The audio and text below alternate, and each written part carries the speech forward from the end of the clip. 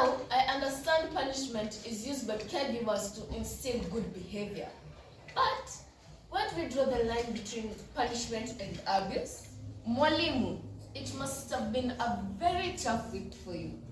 Jonte comes to school and what you see shocks you. Yes, the boy was really hurt. And to imagine that the father was responsible just left me speechless. I can imagine. You know, it is hard to believe the level of irresponsibility we parents show nowadays. It's like we did not give birth to these kids ourselves. Let us not cast stones yet. Mwalimu, did the boy at least explain why he was in that state? Jonte was in fact of the wrong. He went out to play with his friends. You know how rough and naughty boys this age can get. They went for, I think they call it Mduf Pararo. Technically, they swim in dirty water collected in open quarries. Quarries? It is sad that we still have the open quarries in a residential neighborhood. I wonder what is taking the government too long to act on the matter. Yes, I will see to it that a bill to close quarries in the residential area is passed in Parliament. We are here to serve the nation. Bwana Chief, you've been silent. What is your take on this matter? Those quarry sites can be very dangerous. Parents should be very careful and should always know where their children are going from. Although I still don't find enough reason to put up a child in that manner. Bwana OCS, did you get wind of any information? No. Not until I went to social media platforms. Bado hakuna obi. You see sisi polisi, ni utumishi kwa wote. Security begins with individual responsibility kwa raia to report that matter. Wengi wanaweka mambo mtandaoni tu and they leave it at that. You did not report this? No, it was a sensitive matter. Once you hear the entire story, you will see that reporting this to the authorities would have only made matters worse and more difficult to handle.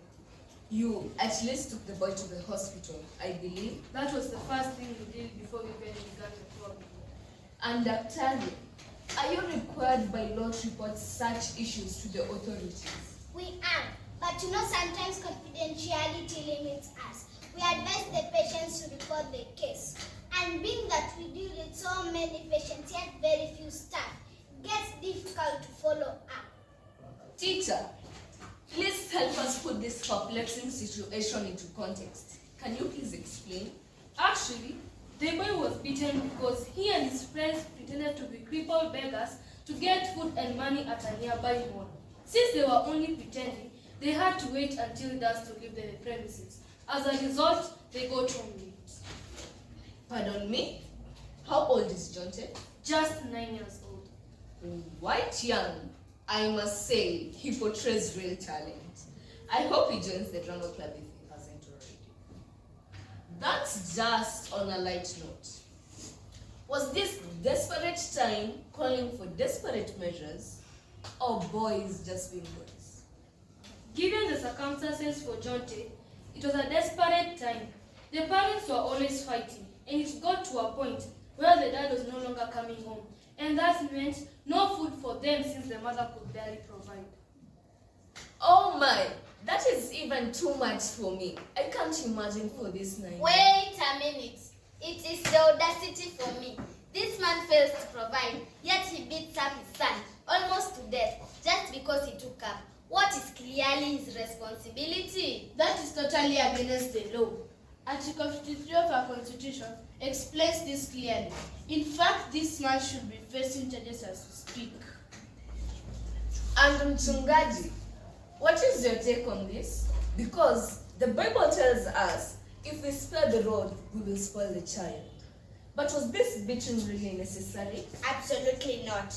God only asks us to punish our children, not abuse them. And from what I hear, the parent didn't set a good example of the boy. They had no more authority to discipline.